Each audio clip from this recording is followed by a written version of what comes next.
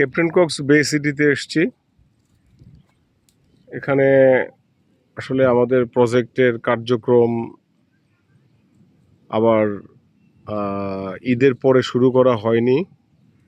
এখানে রাস্তা বিনির্মাণ, তারপর ইলেকট্রিক পুল ব্যবস্থা করা এবং অ্যাট দ্য সেম টাইম এখানে নতুন আরেকটি বাউন্ডারির কাজ, এই বিষয়গুলো করার জন্য মূলত এসছি আর কি।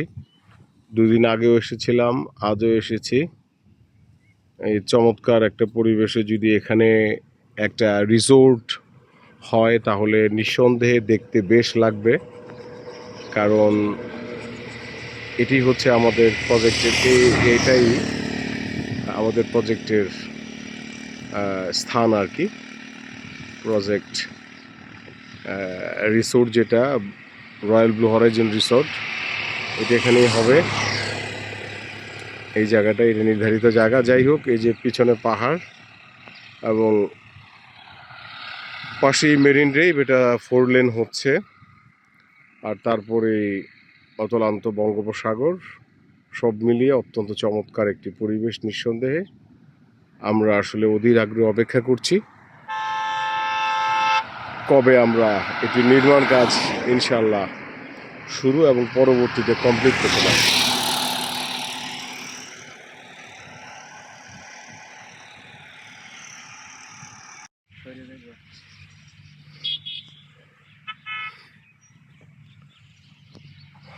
রয়্যাল ব্লু হরাইজন রিসোর্টে এসছি। এখানে কার্যক্রম শুরু হবে। রাস্তার মধ্যে মাটি পড়বে, মেরিন ড্রাইভের ওখানে মাটি পড়বে, একদম সরাসরি যে রাস্তা সেই রাস্তার মধ্যে, এবং এদিকে টোটালটা মাটি ফেলবো এবং ইলেকট্রিক পোলের ব্যবস্থা করব ইনশাআল্লাহ। এই জন্যই মূলত আসা আর কি। মসজিদের কার্যক্রম ওটাও করতে হবে, ওটাও করবো ইনশাআল্লাহ খুব ইমিডিয়েটলি। এটা হচ্ছে মনখালী নদী, মহেশখালী নদী না, মনখালী নদী, মনখালী। সফর সঙ্গীদের দিয়া নৌকা যুগে এই অঞ্চলটায় প্রথম ঢুকছিল। রাসূল সাল্লাল্লাহু আলাইহি ওনার মামা, এক মামা।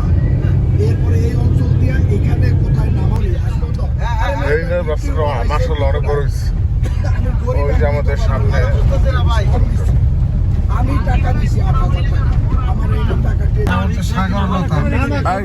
সাগরলতা মশাবাড়ির মতো ঢাকা বাজার আসলে তো এরকম জায়গায় থাকা উচিত, এই সমুদ্র এই থাকা। এই যে থাকতেছি ওই যে ওইটা মেরেছে আর এটা আর্মি এরিয়া তো।